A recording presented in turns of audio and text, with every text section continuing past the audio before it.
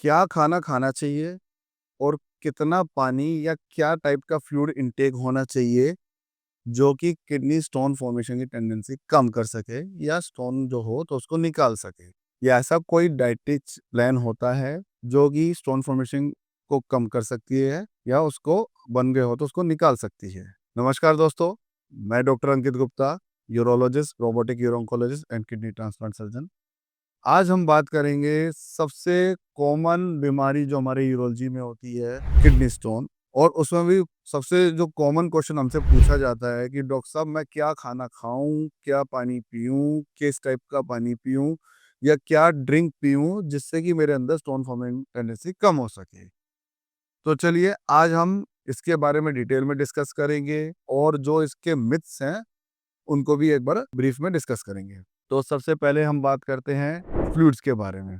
सबसे most common चीज जो लोगों में स्टोन फॉर्मेशन को बढ़ाती है वो होता है कम पानी पीना, मींस फ्लूइड इनटेक। तो हमारा फ्लूइड इनटेक कितना होना चाहिए? दे आर मल्टीपल स्टडीज जो ये बताती हैं कि हमारा फ्लूइड इनटेक इतना होना चाहिए कि हमारा यूरिन आउटपुट है वो 2 लीटर के करीब हो। अब इसको आप ऐसे समझ सकते हैं कि अगर कोई गर्म प्रदेश में रहता है, हॉट ह्यूमिड एनवायरनमेंट में रहता है, तो वहां पे insensible loss via the skin sweating के थ्रू ये ज्यादा होगा, तो उसमें हमारी फ्लूइड जो नीड है पर डे की वो ज्यादा होगी ताकि हम 2 लीटर यूरिन पास कर सके। अगर कोई व्यक्ति ठंडे प्रदेश में रहता है, कोल्ड एनवायरनमेंट में रहता है, तो वहां पे हमारा इनसेंसिबल लॉस कम होगा, तो आदमी की फ्लूइड इनटेक की जो नीड होती है वो कम होगी। बट मोटा मोटी जो ओवरऑल गोल बताया गया है वो बताया गया कि आपका यूरिन है वो 2 लीटर के राउंड होना चाहिए। अब दूसरा कि कौन से टाइप का फ्लूइड लें हम, क्योंकि अगर आप गूगल करोगे, यूट्यूब करोगे, तो an number of dietary charts हैं, an number of dietary plans हैं, जिसको आप देखोगे और कहोगे भाई इसने तो 50 चीजें लिख रखी हैं कि ये चीज बंद कर दो या ये चीज कर दो। तो हम वही चीज आज डिस्कस करेंगे जो हम अपने घर पे फॉलो कर सकते हैं, जो प्रैक्टिकली पॉसिबल है। कौन से टाइप का फ्लूइड करें? सबसे पहले कॉमन पानी, सादा पानी जो होता है वही हमको लेना है। अब उसमें एक मिथ आता है, लोग बोलते हैं कि सर जो हार्ड वाटर होता है वो इंक्रीज करता है स्टोन फॉर्मेशन को, या उस एरिया में खारा पानी है इसलिए वहां पे लोगों में स्टोन फॉर्मेशन ज्यादा होता है। ये मिथ है, क्योंकि ऐसी स्टडीज हुई हैं जिसमें यह पाया गया है कि पानी का खारापन, मतलब hardness of the water, that is not related with the stone formation tendency. ये मिथ निकला। दूसरी चीज, अब सोडा वाटर होता है, कुछ लोग बोलते हैं कि सर सोडा पानी पी सकते हैं हम ज्यादा। बिल्कुल, जो कार्बोनेटेड वाटर्स होते हैं सोडा पानी, they decrease the formation of stone tendency. अब कौन से टाइप के सोडा वाटर? क्योंकि सोडा वाटर भी मल्टीपल उसमें आते हैं। आपकी जो सॉफ्ट ड्रिंक्स है, कोको कोला, पेप्सी, उसके अंदर भी सोडा होता है, तो क्या वो ज्यादा पीनी चाहिए? नहीं, क्योंकि जो सॉफ्ट ड्रिंक्स होती हैं उनके अंदर कार्बोनेटेड ड्रिंक्स तो होती है बट उसमें फॉस्फोरिक एसिड होता है, वो हाई मात्रा में होता है, तो वो यूरिन में फॉस्फेट की मात्रा को बढ़ाती है, जिससे कैल्शियम फॉस्फेट के स्टोन की फॉर्मेशन की टेंडेंसी बढ़ जाती है। तो हम कौन सा सोडा पानी पी सकते हैं? सोडा वाटर जिसके वो जो सिट्रस फ्रूट्स के साथ मिक्स हो, that is very beneficial and that decreases the stone formation tendency. Like हम सोडा पानी में नींबू मिला ले या संतरा का पानी मिलाएं, सिट्रिक फ्रूट्स होते हैं, तो that decreases the formation of stone. उसके अलावा और क्या फ्लूइड रिकमेंडेशन हो सकती है? एक ये बहुत बड़ा मिथ है कि लोग कहते हैं सर बियर पी ले। हमने सुना है कि ज्यादा बियर पीने से पथरी निकल जाती है, ये बनती नहीं। ये एक मिथ है। ज्यादा बियर पीने से आपकी पथरी निकले या ना बने ये तो नहीं पता, पर ज्यादा बियर पीने से आपका लीवर जरूर खराब हो सकता है। और उसके पीछे का क्या साइंस है, क्या क्या मिथ है कि बियर पीने का? क्योंकि जब भी आदमी बियर पीता है तो लार्ज अमाउंट में फ्लूइड इनटेक करता है। जब ज्यादा पानी एक साथ में पिएगा तो क्या होगा, यूरिन फॉर्मेशन भी ज्यादा होगा। तो वो चीज आप अपने घर पे भी कर सकते हैं कि ज्यादा अमाउंट में सोडा पानी पी लिया आपने, ज्यादा अमाउंट में आपने नॉर्मल पानी पी लिया, तो वो अपने आप ही यूरिन फॉर्मेशन ज्यादा बनाएगा किडनी से, तो उससे आपका लीवर भी बचा रहेगा और स्टोन फॉर्मेशन टेंडेंसी भी कम हो जाएगी। उसके अलावा अब और क्या हम रिकमेंड कर सकते हैं पेशेंट्स को? अब हम आते हैं डाइटरी रिकमेंडेशन के अंदर। सबसे कॉमन होता है डाइटरी रिकमेंडेशन के अंदर की प्रोटीन इनटेक। ये पाया गया है कि diet which are rich in the protein, high protein intake increases the stone formation tendency, specially वो प्रोटीन डाइट जो एनिमल सोर्सेज होती है, जो एनिमल मीट्स होती है, लाइक रेड मीट हुआ, बीफ हुआ, इनको कंज्यूम करने से स्टोन फॉर्मेशन टेंडेंसी बढ़ जाती है। ऐसा क्यों?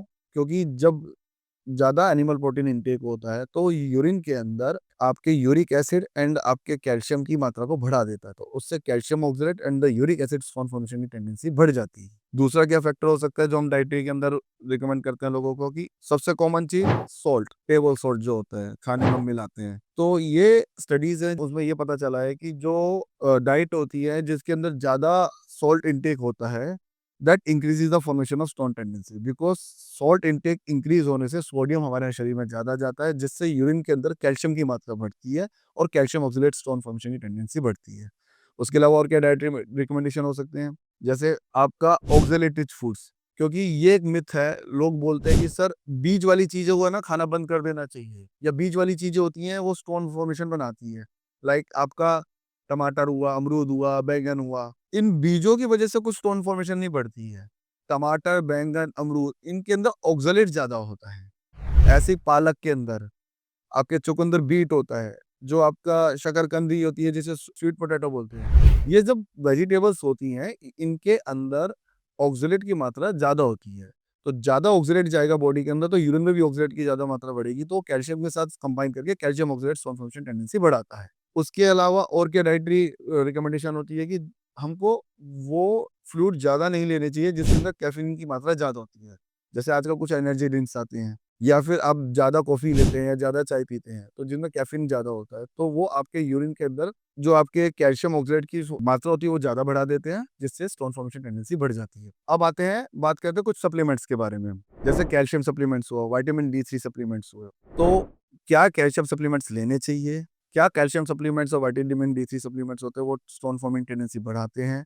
ये देखा गया है कि जो कैल्शियम सप्लीमेंट्स होते हैं, अगर हम नेचुरल वे में ले रहे हैं, लाइक द डेयरी प्रोडक्ट के थ्रू ले रहे हैं, कि आप एग के थ्रू ले रहे हैं, आप दूध के थ्रू ले रहे हैं, आप पनीर के थ्रू ले रहे हैं, तो वो स्टोन फॉर्मिंग टेंडेंसी कम करते हैं।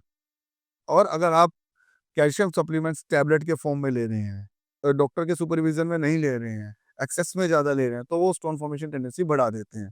अब कैल्शियम के लिए भी एक मिथ काफ़ी फैला होता है लोगों के अंदर, कि इसको अगर स्टोन है तो इसका डेयरी प्रोडक्ट बंद कर दो, इसका दूध बंद कर दो, क्योंकि कैल्शियम रिच है, तो ये चीजें बंद कर दो तो इससे स्टोन फॉर्मिंग टेंडेंसी कम हो जाएगी। ऐसा नहीं है, ये मिथ है। कैल्शियम हमारी डाइट में जरूर होना चाहिए, और कैल्शियम हमारी डाइट में होता है तो ऑक्सलेट से कंबाइन करता है इंटेस्टीन में, और वो स्टोन फॉर्मिंग टेंडेंसी को कम करता है। डेयरी प्रोडक्ट के रूप में लेंगे तो वो कम करेगा। अगर टैबलेट के फॉर्म में लेंगे तो कौन सी टाइप की टैबलेट लिए, मार्केट में बहुत सारे टैबलेट्स आती है कैल्शियम की। तो ये देखा गया है कि अगर कैल्शियम को हम सिट्रेट के साथ, कैल्शियम सिट्रेट के फॉर्म में लेते हैं, तो वो स्टोन फॉर्मिंग टेंडेंसी कम करता है।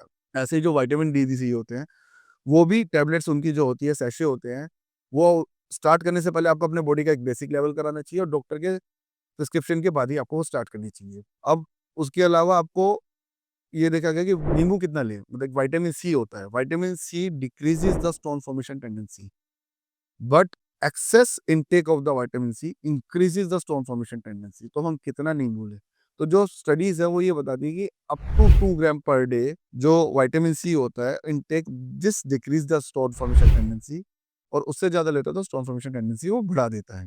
अब हम बात करते हैं लास्ट में, कुछ ऐसी डाइट्स होती हैं जो आजकल काफी पॉपुलर है, लोग फॉलो करते हैं, जैसे लो carbohydrate and high protein rich diet, जो वेट लॉस के लिए लोग यूज कर रहे हैं आजकल, जो जिम में जाते हैं। तो ये जो डाइट्स होती हैं, इनसे भी स्टोन फॉर्मिंग टेंडेंसी बढ़ जाती है।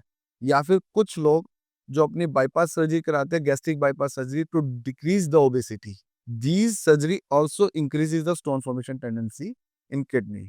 तो आशा करता हूँ आज इस डिटेल वीडियो के माध्यम से मैं कुछ आप लोगों को किडनी स्टोन्स की क्या डाइटरी रिकमेंडेशन होनी चाहिए, क्या फ्लू रिकमेंडेशन होनी चाहिए, कुछ समझा पाया हूँ इसके बारे में।